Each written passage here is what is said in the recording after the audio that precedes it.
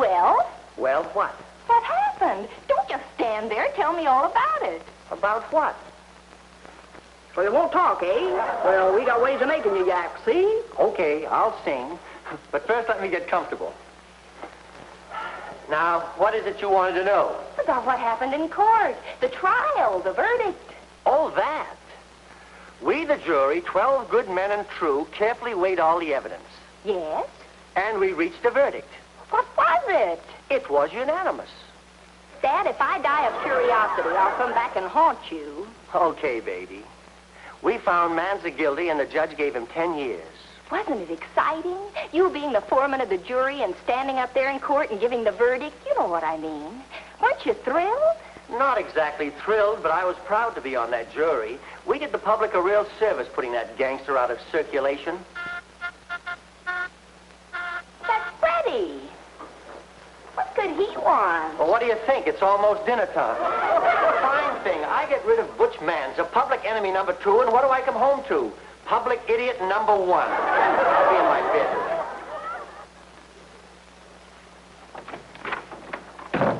Hi.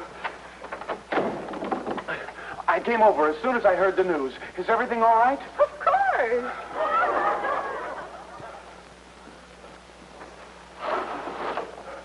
Can't be too careful. No use letting them know we're here. Freddie, what are you talking about? Your dad, is he home? Is he all right? He's home and he's all right. Are you all right? Me? Well, certainly they're not after me. Now, let's start at the beginning, Freddie. Who isn't after whom? Didn't he tell you about this? Gang leader convicted. Manzer gets 10 years. Mobster swears vengeance on jury. When jury foreman Vernon Albright announced the verdict, Manzer leaped to his feet. "My boys will get you for this," he shouted at Albright. Oh, this is awful. That's why I'm here. He didn't tell me one word about it. Dad? Dad? Yes? You come in here this instant. The belligerent gangster was finally silenced, but not until he had hurled vicious threats at jurors. Good evening, Mr. Albright. If it hadn't been for Freddie, I probably wouldn't have found out about this until I was an orphan. Good old Freddie. I don't know how I could get along without you, but it would certainly be a pleasure. Gee, thanks, Mr. Albright. Anything I can do to help? Yes, Freddie, there is. Good night. Now stop it. This is serious. How could you? Death staring you in the face, and you wouldn't even tell your own daughter. Oh, fiddle-faddle. And you don't have to swear about it. Why did you try to keep it from me? I knew you'd act just the way you're acting, making a mountain out of a molehill. Now listen, honey, there's nothing to be worried about. This is just a case of a crackpot crook flipping his lid, a routine act. Judges and juries are always being threatened. Now let's forget about it. Huh? The only father I've got. His life hanging by a thread, and he asks me to forget about it. Mr. Albright, I think she's right. Well, if you think she's right, she has to be wrong. Now, I don't want to hear any more about it. You're not putting one foot out of this apartment unless you have a bodyguard. Bodyguard? Don't be ridiculous. Don't. Please, Mr. Albright, don't answer it. Don't let them know you're home. I'll handle this. Hello, please. Who you want talking to? Oh, Sir Sally, nobody home. Nobody home, Mr. Honeywell. Give me that phone. Hello, Mr. Honeywell. Huh? No, this is not the psychopathic ward. This is still the Albright residence. You had a bad connection. Sidney R. Maple? Yes, I've heard of him. Yes. He just inherited millions, didn't he? Albright, he's got more millions than I have worries. That's how rich he is. Now, get this. He just got in town, and he's toying with the idea of making some investments. Sounds good. At the plaza? Sure, just leave him to me. I'm afraid it won't be that simple. He's an odd one, timid, afraid of his shadow, afraid of losing a buck. You'll have to handle him carefully, but if anybody can handle him, you're the man. Right. I'll take him to the club tonight. Goodbye. I'm sorry, honey, business deal. You'll have to eat alone. Oh, I don't suppose you could persuade Freddie to share our humble fare? Oh, but you're wrong, Mr. Albright. I wouldn't mind at all. Where do you think you're going? Oh, Margie, be reasonable. I can't let this thing interfere with business. Oh, please, Dad. I don't care how much you expect to make from this business deal. It won't buy me a new father. I'm glad you feel that way about me, honey, but you're getting yourself worked up over nothing. I've got to get dressed and over to the hotel. And get bumped off by those gangsters. Oh, Margie, for heaven's sake. Mr. Albright, I think she has a point. So's your head.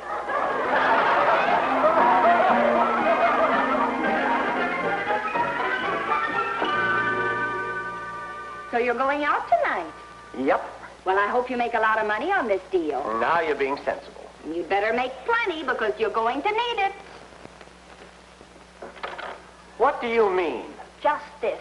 If you leave this house tonight, you'll have a son-in-law to support. Margie, you wouldn't, you couldn't. Do you mean... That's right, Freddie. Marry that jellyhead, that all-American drawback? You wouldn't do that to your own father. You take one step out of this house and dum-dum-da-dum, dum-dum-da-dum. You win. Oh, it's for your own good, Dad, believe me.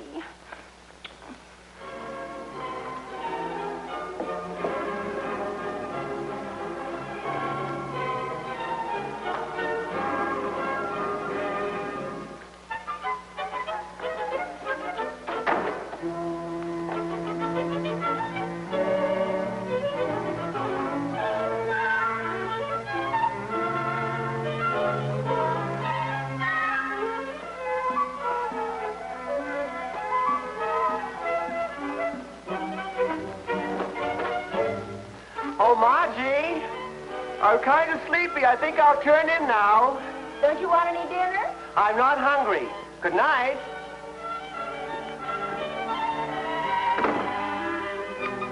Boy, you certainly know how to handle him. How did you do it? I have a secret weapon. Let's see what we can rustle up for dinner.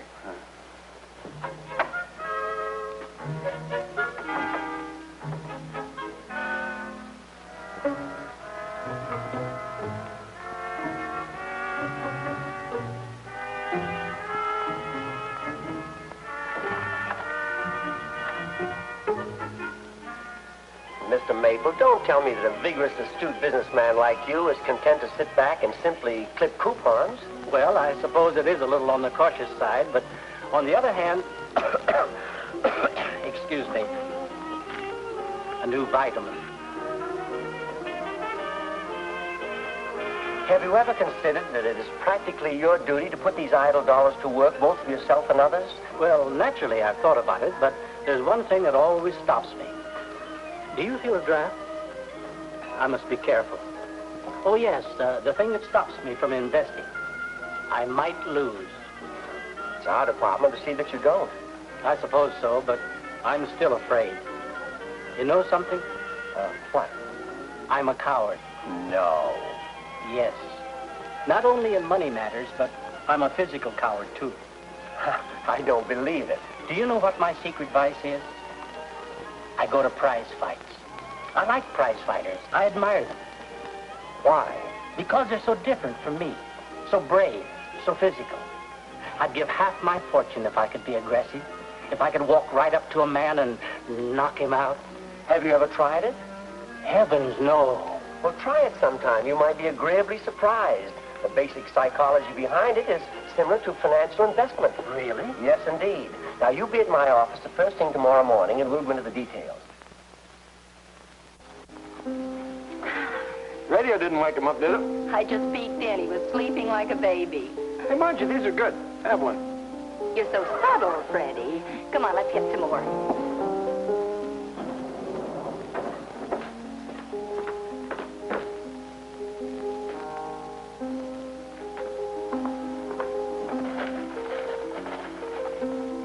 Wait a minute, Margie. Might as well take the whole box. Well, after all, if I'm going to sit up here all night... Oh, I don't know, Freddie. Dad might not like it. Margie, somebody's got to protect him. You don't know how these gangsters operate. They're always breaking in places and kidnapping people. Margie, someone's on your service porch. You think it's... I'll call the police. No time. Besides, this will give me a chance to get in good with your father. Turn off the light.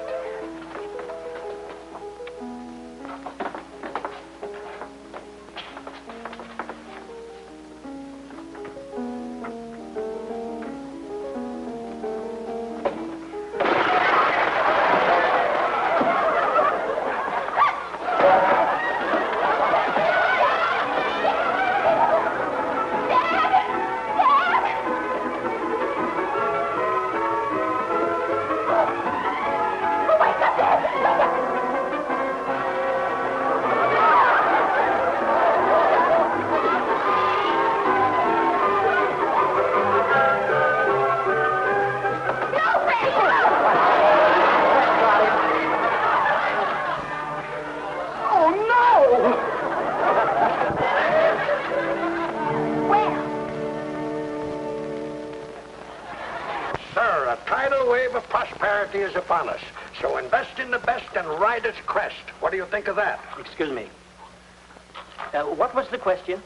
Now, as I was saying, Albright will be here any moment, and we'll go over it together. I like Mr. Albright. He's so polished, so gentlemanly.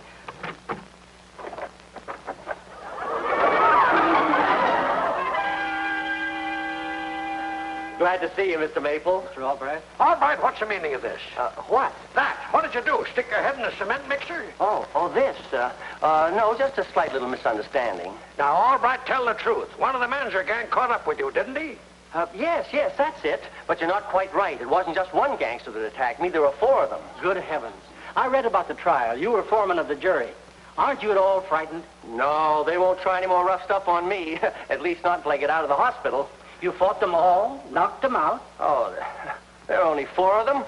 Albright, you surprised me. Life is full of little surprises. I found that out last night. Now, Mr. Maple, I hope you're coming around to our way of thinking about those lazy dollars of yours. Yes, sir, a tidal wave of prosperity is upon us. Invest in the best and ride its crest. What do you think of that? Excuse me.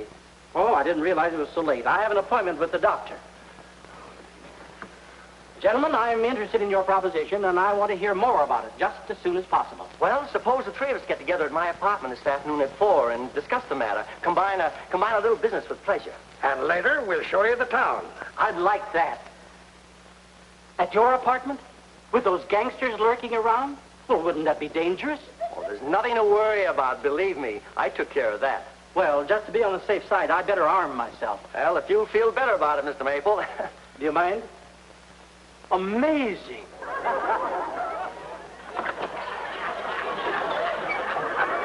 All right, I think that did it. We'll sign him tonight.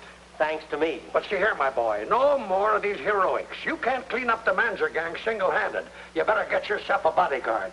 Now you're talking like my daughter. I'm serious. If you don't care anything about yourself, think of her. You know how these gangsters are. They might get back at you through Margie, even kidnap her. I never thought of that. You can't be too careful with thugs like that. Now, I've got to go over to the bank. I'll see you later.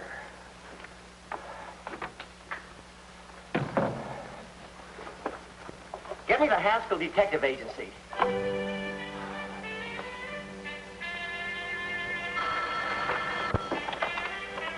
Murder, divorce, and general snooping, we handle them all. Haskell speaking.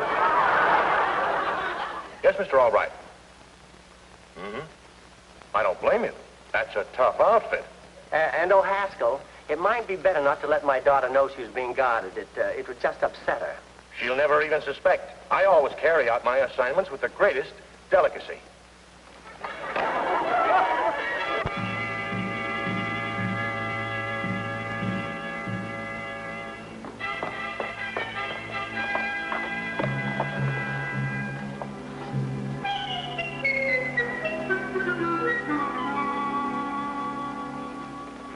Pardon me, miss.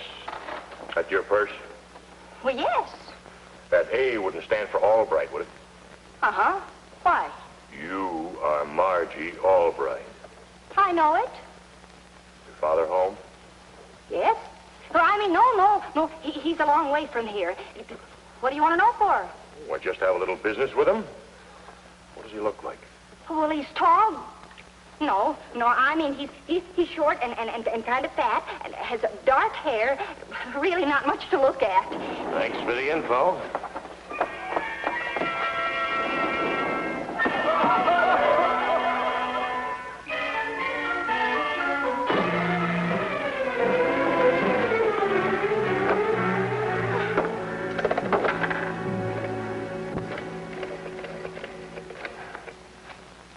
Hello, Freddie. There's a gangster down in the lobby after Dad. We've got to do something. Oh, gee, thanks, Freddie. I knew I could depend on you. And hurry.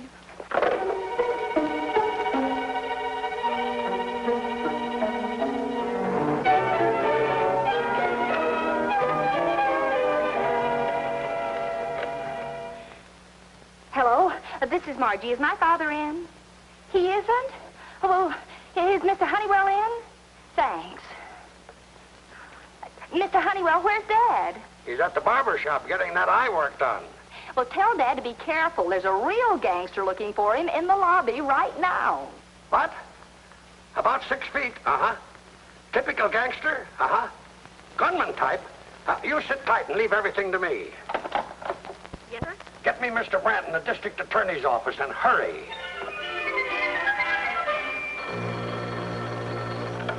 Hello? Hello, John. What? Oh, this is more important than golf. Well, that description fits one of Man's toughest gunmen, Soapy Walters. We're looking for him. Well, I'll do better than that. I'll have a look-see myself. Bye.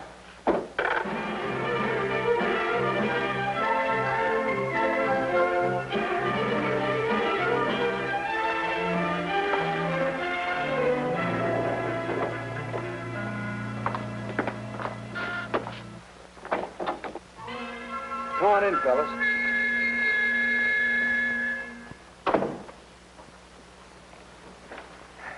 Meet Margie. Margie, this is Gerald. He's unemployed as a truck driver. And this is Humphrey. He's just unemployed. Thanks for coming over, boys. Well, here we are. Yes, but there's one small catch to it. You know how stubborn Dad is. He probably won't like the idea, so how... I've got it. Mrs. Odetts is away, and I've got the key to her apartment. Come on.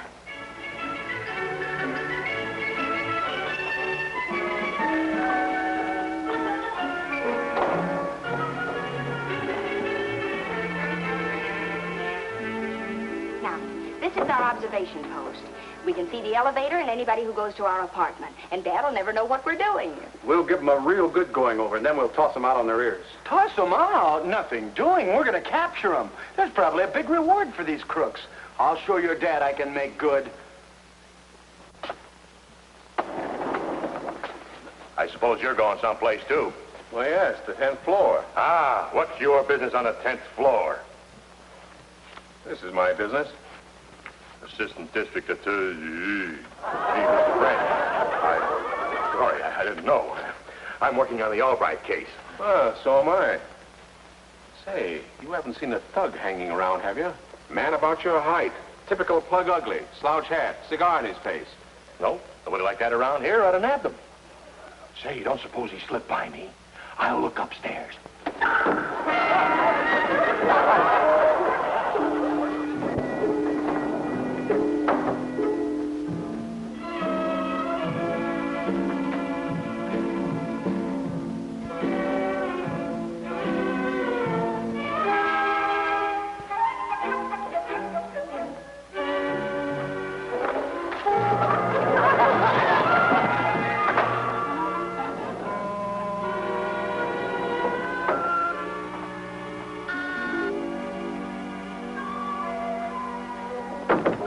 Not be so crude this time. I'll handle this one. You looking for someone? Why, yes, Mr. Albright. Oh, he just moved. I'll show you. Thank you. Okay, boys.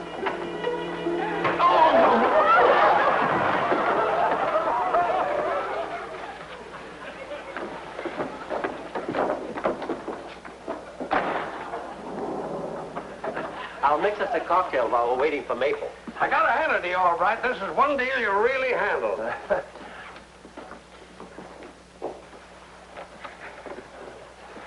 We'll split the reward money 4 ways. But don't you think we'd better tie him up? Good idea. We'll get some rope. You two fellas keep an eye on the hall.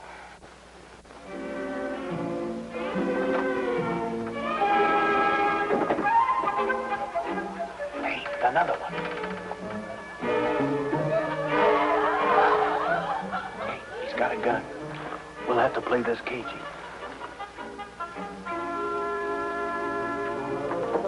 Excuse me, sir. Could I trouble you for a match? Yes, I have a lighter. Oh, what's the idea? Okay, Humphrey, I got his gat. Now get in there with the rest of your pals, rat. I'll do it. Help! Help! Help!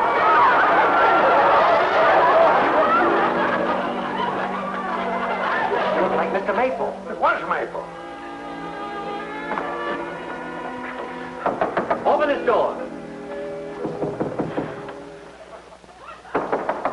For the last time, I'm telling you, open this door.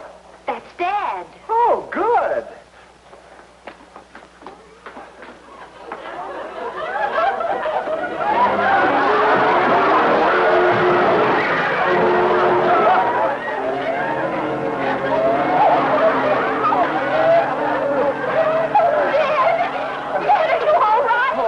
Hi, Mr. Albright. Will you tell me what this is all about? I don't know what it's about, but I know one thing, Albright. You're fired. Look. But, Mr. Honeywell, you don't understand. We did this to protect Dad from these gangsters. You owe all this to Freddie. It wasn't anything much. Oh, it wasn't, huh? This gangster is Mr. Haskell of the Haskell Detective Agency, whom I hired. And this gentleman is a friend of mine from the district attorney's office. And here lies the reason that I was fired. Mr. Sidney R. Maple, multimillionaire. Who could have been our firm's most lucrative client. You mean he's your big business deal? The one that was so important? None other. Oh, dear. He'll probably be upset over this little mistake. Ha! Upset, she says. And I was just beginning to like him. He was such a timid little fellow with a secret ambition to be aggressive. He said he'd give half of all his money if he just had the courage to walk up to a man and knock him out. He really said that? He did. And this is what he got. And now, if you'll excuse me for a second, I'll step outside and shoot myself. Well, now, wait a minute, Dad. I've got an idea. Freddie, get some cold water. Come here. I want you two to play dead, right alongside the others. Hurry up. Now, remember, you're both knocked out.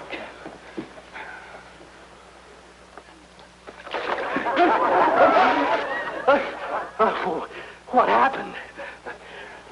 You're a hero. I am? Don't you remember? You saved my life. I hit a man, didn't I? One man? How modest can you be? Single-handedly, you knocked out the whole Manzer gang. You were a tiger. I was? Funny, I don't recall. Everything seemed to go black. Maybe I saw red. You were blind with rage. Meet the new Sidney R. Maple. Mr. Albright, your advice about socking someone paid off. And I'm going to take your advice in other things, too. From now on, you handle all my money affairs. Albright, you're rehired. Think of it, me knocking out this whole gang.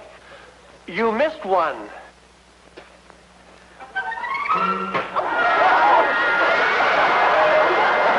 Celebrate through the town, Sid. What are we waiting for? Albright, meet us at the club later, after you explain to the district attorney all about this little mistake.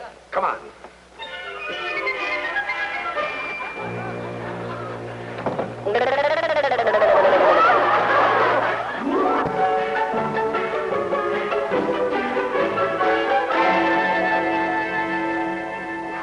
And just one favor, Margie. Next time, let the gangsters get me. Well, everything turned out all right, didn't it? You got your deal And the usual number of bumps and bruises. Now, listen, honey, if I wasn't so proud of you right now, Proud? What do you mean? Well, it isn't every father who has a cosmopolitan cover girl in the family. Dad, that's me. Yes, and you wait till you read the wonderful story about us inside. Oh, let me see. Oh, no. You go down to the newsstand and get your own copy. Yes, sir. That's my little Margie.